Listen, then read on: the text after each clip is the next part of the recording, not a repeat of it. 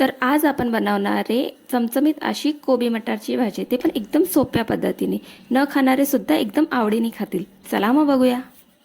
तर इकडे मी कोबीला एकदम बारीक चिरून घेतलेला आहे. त्याच्यामध्ये पाणी टाकायचं आहे. त्याच्यात मीठ टाकून त्याला 10 ते 15 मिनिटं असंच ठेवायचंय. इकडे मी फ्रोझन मटार घेतलेला आहे, त्याला सुद्धा उकडायला ठेवतेय. मी हिरवी मिरची आणि लसूणला वाटून घेतलंय, तसंच टोमॅटो सुद्धा चिरून घेतलेला आहे.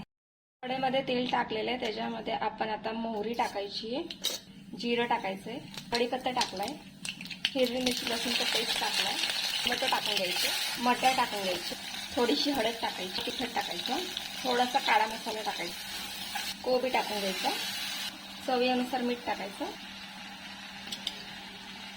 कोबी चांगला असं हलवून झाला की त्याच्यावर ताट झाकायचं, त्याला बारीक गॅसवर शिजून द्यायचा. बघा, चमचमीत अशी आपली कोबीची भाजी रेडी आहे.